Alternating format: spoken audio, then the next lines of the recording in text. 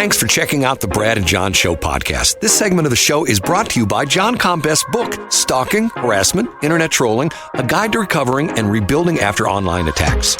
It's a great reference if you've ever been the unfortunate target of a social media attack. It's available on Amazon. Just search John Combest. That's C-O-M-B-E-S-T, John Combest, and the book will show up in your search results. Now it's time for another segment of the Brad and John Show. Can you handle it?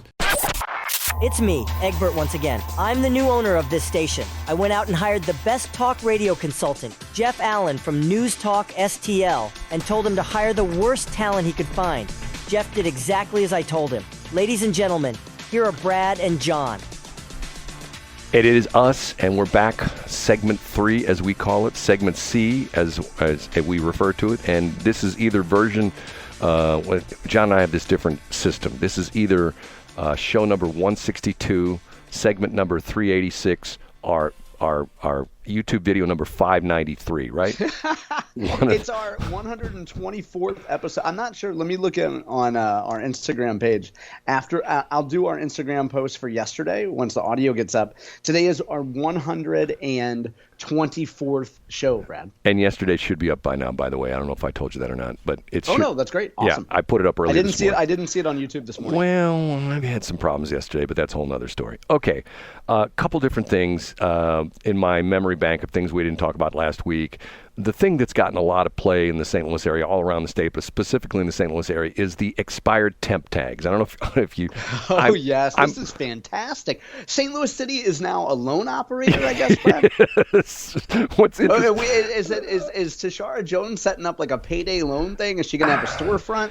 If you know, the way the Missouri... See, Missouri's different. When you buy a car in Missouri, let's say you buy a new car from Dave Sinclair, okay?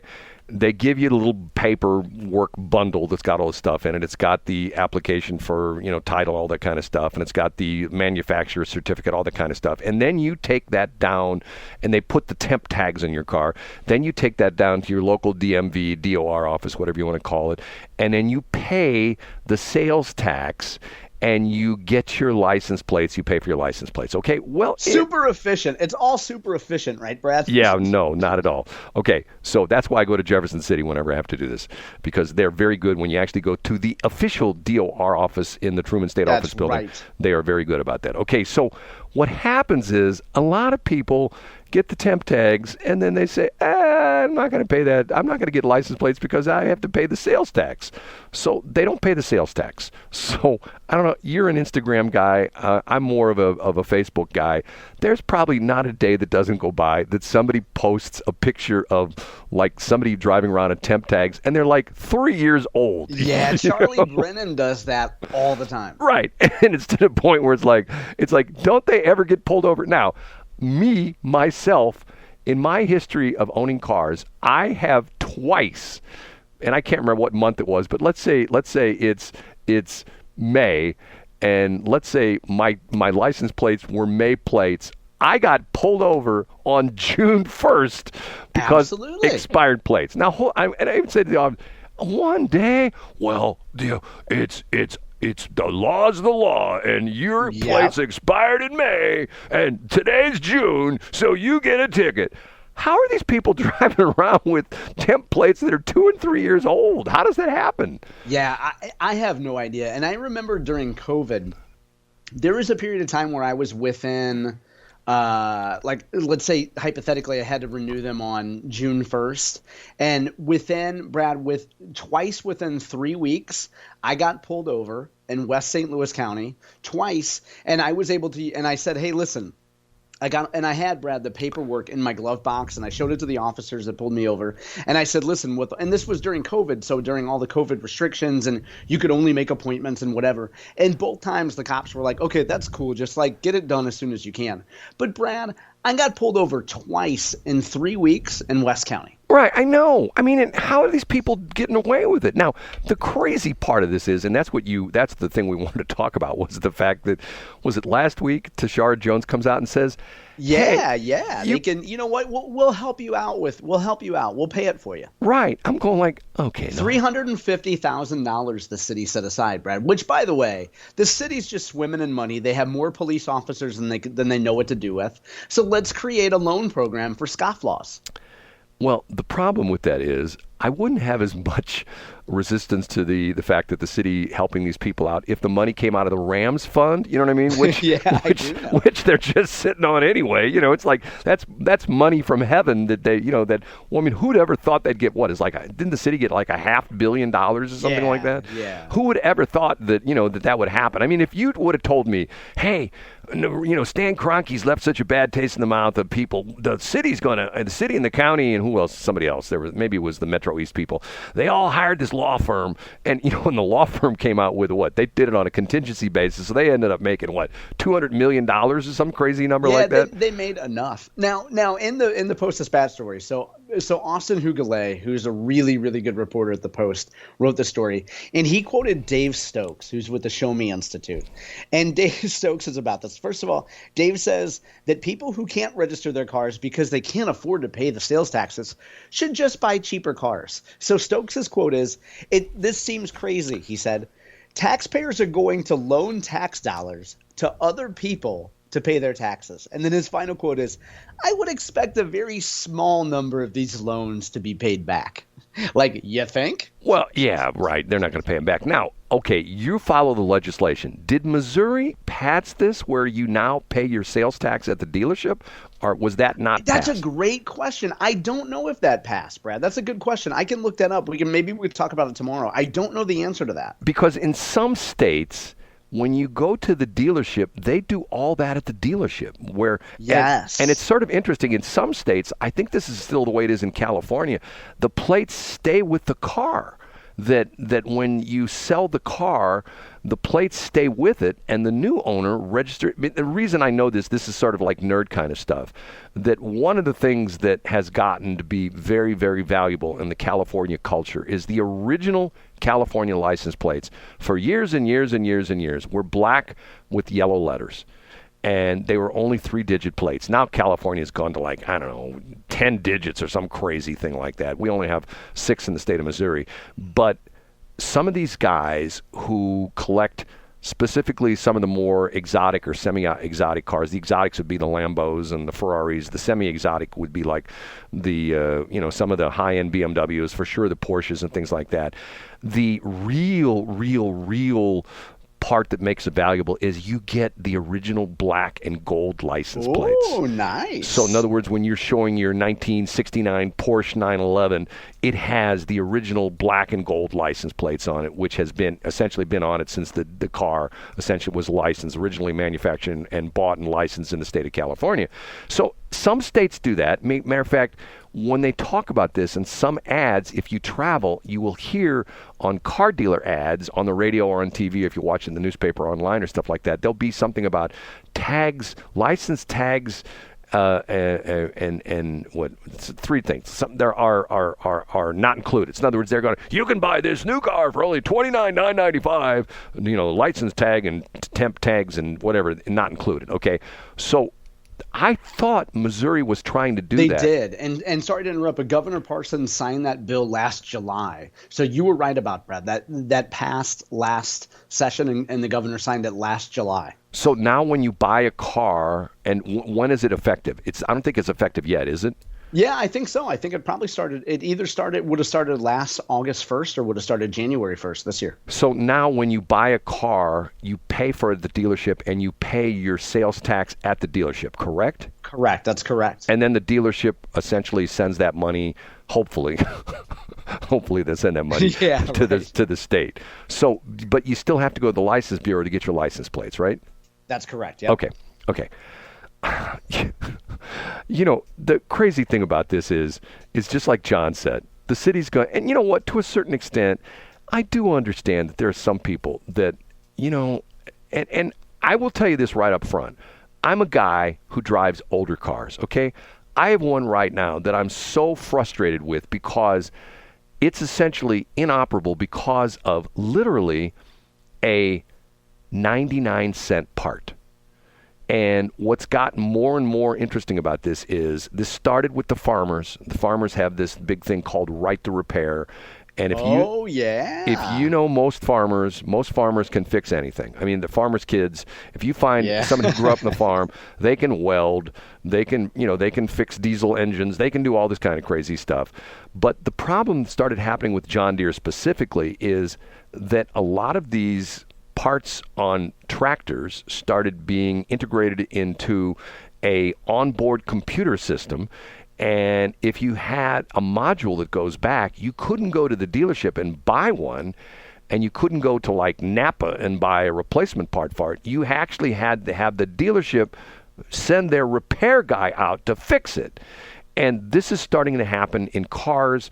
I don't want to get too nerdy, but if you have a newer car that's been made within the last 10 or 15 years, it has what's called CAN bus, essentially, which is a computer network that operates all these different modules in your car. And like, for example, the current situation with most cars is if have CAN bus, the computer, if when you turn on your windshield wipers, you're not actually flipping the switch that sends power to the windshield wipers. You're sending a signal to the CAN bus computer, which essentially then turns on your windshield wipers. The new generation of cars are having things embedded in them where the windshield wiper motor, instead of just having power, turn, if you want to run your wipers, you this, and power goes the windshield wiper motor. The new generation of cars are on this super CAN bus system. I don't know what they call it. It's something new, where essentially there's power that's always going to that windshield wiper, but there's no logic input, if that makes any sense. In other words, the computer doesn't turn on that motor anymore with the power. It sends, because the motor's already energized, it essentially says, okay, turn on the windshield wipers. And part of this has to do with the fact that some of these newer cars have the I mean, I don't know what kind of car you have, John, but one of the new things in cars is the automatic windshield wipers. You know what I'm talking about? That sense. Yeah, I do know that. Yep. That sense rain. And once again, this is all well and good until you crack your windshield, and then you have to have your windshield replaced. And oh my God, you've got a car that has a wiper or moisture sensing windshield. Well, if that windshield were the regular old windshield, it'd be $300. But since you have the moisture sensing windshield, it's $900. Yeah. And then the guy has to reprogram it in the whole bit. That's the problem that a lot of these cars, especially as we get, the 2024 cars are out there right now, and soon to be the 2025s, because we're getting to the point where some of the 2025 models are probably going to be hitting within the next 60, 90 days for sure. They're getting so incredibly complex. And once again, you can't just fix them yourself. I was listening to a podcast where if you have this, and I've got one, it's called an OBD2 scanner. You plug it into, when you get your emissions, it's the same thing that the guys do. They plug into this little port that's underneath the dashboard of your car, and it reads all the codes. Okay, Chrysler now has a thing that if on their newer cars, in order for you to do any repair work, you have to pay them $200 a year to access the OBD2 port. And I'm going like, okay, hold on a minute. Now, the only exception to that is when you have your car emission tested.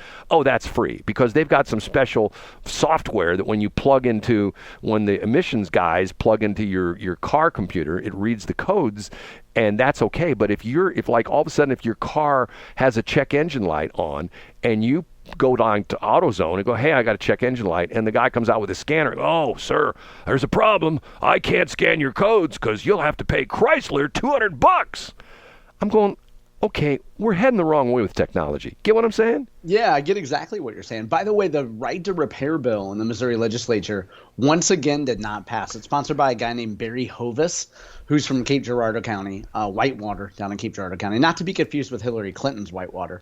But the right to repair bill did not pass. And according to a news article that I have here, it was Barry Hovis's sixth time introducing the right to repair bill, specifically as it relates to farm equipment. Right. And then other legislators, including Emily Weber over in Kansas City, I think she introduced one that has to do with right to repair for automobiles. Right. And you know why it didn't pass, John? Why is that? Because the farm manufacturers and the auto manufacturers are lobbying the living daylights out of this. You think so? Brad, are you suggesting that a big corporation would want to set up laws to keep smaller repair shops and smaller companies from taking market share? Do you really want me to answer that? Do you really think companies would do that? How about a yes with a hell in front of it? And do you think that large corporations in the state and the company actually write legislation proposing regulation on themselves to look like good characters and good players when the intent is really to keep smaller players out of the industry and reinforce their monopoly? John, spoken like a good corporate guy. That's exactly how I feel. Boy, you are cynical, Brad. Well, the sad part of this is that it's not only it's on so many fronts because of the fact that as they make things more complex, essentially what happens is, and this is the complicated aspect of it, is that once again I give the example of the CAN bus thing. Okay, there are parts in your car right now that have a copyright on them for the firmware. So, like, there's companies like, I don't know if you're familiar with this, I'm a car nerd, there's a company, guys working cars know this company, it's called Dorman, D-O-R-M-A-N. Dorman, what they do is they take, when a new car comes out, actually that's sort of interesting, there's actually a couple companies that do this. When new cars come out, these companies buy these brand new vehicles and literally take them apart piece by piece. It's brilliant, right? And by the way, not to interrupt, Brad, but in the fashion industry, women who listen to our show will know they just call these Amazon dupes. So Amazon will buy a pair of yoga pants from Lululemon, and then they will deconstruct the stitching, the fabric, everything, and make a duplicate. Right, and essentially, but what these companies are doing, these companies are then selling the data. They take these parts of cars apart, they measure all the parts and stuff like that, and then they send the technical specifications. These companies like Dorman, Napa Auto Parts, Advanced Auto Parts, and these companies build replacement parts. Well, if it's a mechanical part, that's no big deal, but if it's a part that has a computer in it and there's software in the computer, firmware, whatever, they can't do that. So that's what the manufacturers are doing. And already there's an example of one channel I watch where this guy has a Nissan pickup truck with a Cummins diesel engine, and the transmission has a bad front seal, okay? The dealership will not sell the repair center the front seal, which is probably $30 to $40. Instead, they say the only way to repair that transmission is you have to buy a new one, and it's $12,000. But yet any other transmission, you could go to any auto parts store and say, I need the front seal for a General Motors Turbo Hydromatic out of a 92 Chevelle or whatever, and they go, yeah, fine, here it is. But once again, it's to the point where, and this is what's making to the point where cars are getting more expensive, harder to repair, and it used to be the only cars you saw in the junkyard were totaled cars for the most part. Totaled cars, ones that were in accidents. Now you have a new category, what they call mechanically totaled, where something in the engine or transmission is so expensive to fix, they just total the car. And it goes to the junkyard. And how many times have I been to Pick and Pull? Yes, I go to Pick and Pull. And I've seen cars in there. I could drive that one out. I could drive that one out. I could drive that one out. But no, they just total them because of the fact that, and for me, it's always the crazy stuff. It's always the goofy stuff that goes bad. Heater cores, crazy stuff. Like my one car, I had to disable my ABS braking because of the fact that I'd be driving along and automatically my car would start to brake. I'd be on a highway and it would go into ABS braking mode when I'm doing 55 miles an hour. And I'm going like, this is not good. And I literally had to pull the fuse on. So now I have no ABS brakes on that car. But yet, at least it does. And the crazy part of it is I couldn't delete it. I couldn't turn it off. I had to pull the fuse on the ABS module. How crazy is that? Well, but the officer gave you a break because you had temporary tags, and he realized that you hadn't made it to the city yet to take out your loan. And then he also looked at your license, and he saw that you are legally blind. Well, and you and Camelia Peterson together have one set of eyes. So he gave you a break, Brad. No, what actually happened was he said to me, I'm friends with Tashara Jones at the city of St. Louis. I bet you any money she'd send you some money to get your ABS repaired. And I go, really? And he goes, yeah, here's her cell phone number. Just text her.